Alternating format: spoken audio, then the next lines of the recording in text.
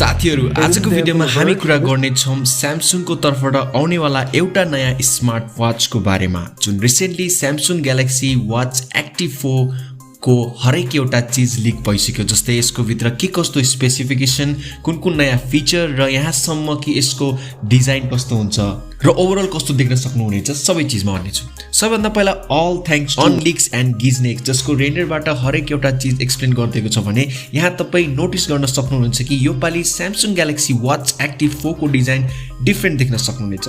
Samsung Galaxy Watch Active 4 मा दुईवटा साइजमा अवेलेबल छ 40mm र 44mm दुवै साइजमा एल्युमिनियम हाउसिङको फिचर रहेको छ। सर्कुलर डिस्प्लेमा 2D ग्लासले प्रोटेक्ट गरेको छ जसको एकदमै कम बेजल देख्न सक्नुहुनेछ। यहाँ तपाईलाई दुईवटा फिजिकल बटन देख्न सक्नुहुनेछ राइट साइडमा, तर यो डिफरेन्ट लुक हुनेवाला छ जुन compare to the active 2 watch सँग।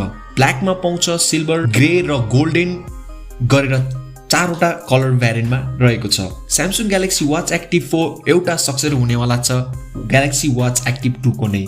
प्रोसेसर की कुरा गर्नु पर्दा यो पाली स्यामसङ ग्यालेक्सी वाच एक्टिभ 4 को भित्र नयाँ पावरफुल प्रोसेसर देख्न सक्नुहुन्छ जुन 5 नैनोमिटरमा बनेको छ भने फाइनली स्यामसङले आफ्नो एक्जिनोस 9110 को चिपसेटबाट रिप्लेस गर्न लागिरहेको छ।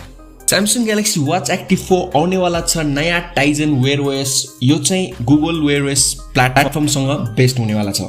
अब कुरा गरौँ यो स्मार्ट कहिले लन्च हुनेवाला छ भने according to the leak Samsung Galaxy Watch Active 4 यही महिनाको 28 तारिक यानी कि जुन 28 मा तपाईलाई MWC को इभेन्टमा देख्न सक्नुहुनेछ।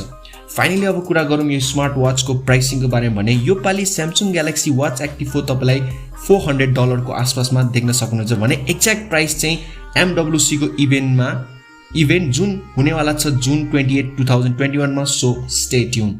साथीहरु तपाई के सोच्नुहुन्छ स्यामसङ ग्यालेक्सी वाच एक्टिभ 4 को बारेमा तपाई मलाई तल कमेन्ट सेक्सनमा जरुर भन्न सक्नुहुन्छ। यस्तै नयाँ इन्ट्रेस्टिङ भिडियोको लागि कीप वाचिङ।